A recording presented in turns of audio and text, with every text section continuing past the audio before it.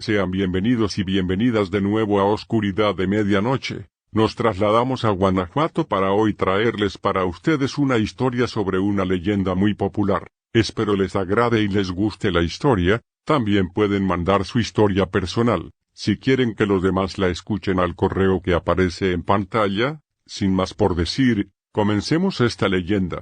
¿Conoces la tumba de la Llorona?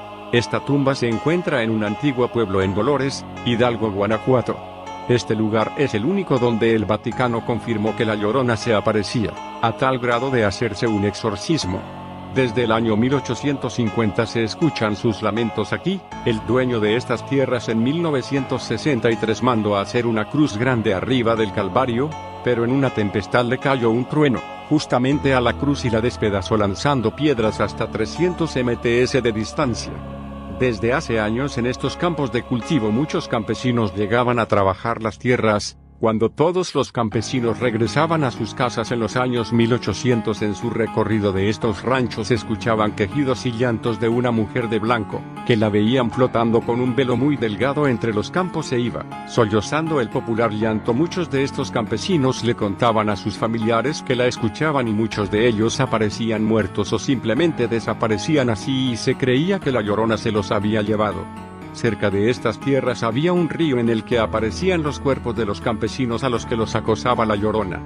Ya cansados de lo mismo, los dueños de estos campos trajeron a frailes españoles que eran representantes en esa época de la Iglesia Católica, pero ellos no podían decir que había un ente hasta que hubiera pruebas antes de proceder, así que mandaron a los frailes a que se quedaran a dormir y durante la noche uno de ellos en su recorrido oyó los lamentos desesperados de una mujer y al día siguiente dijo: lo que pasa ahí.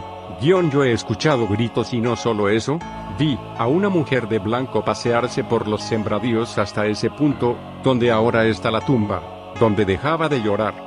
Lo mandaron al Vaticano. La Iglesia ordenó que se construyera esta tumba y no solo eso, en ese lugar se hizo el primer exorcismo en México en donde se determinó que una entidad estaba habitando en un lugar físico.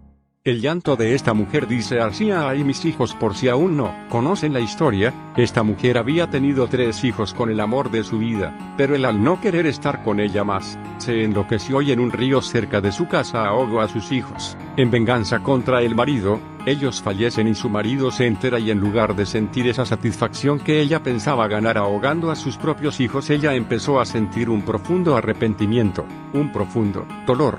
Tan es así que todos los días al borde de ese río se ponía a llorar. Hasta que ya no soportó más, se amarró a una carreta y se aventó a este río para morir con la esperanza de poder reencontrarse con sus hijos. Pero según la Biblia, el peor pecado que puedes hacer es matar a tus propios hijos, ya que es una burla hacia Dios porque son un regalo de Él. Así que al suicidarse jamás pudo reencontrarse con ellos y su espíritu se quedó con un profundo dolor y enojo que aún después de tantos años sigue vagando su espíritu buscando a sus hijos.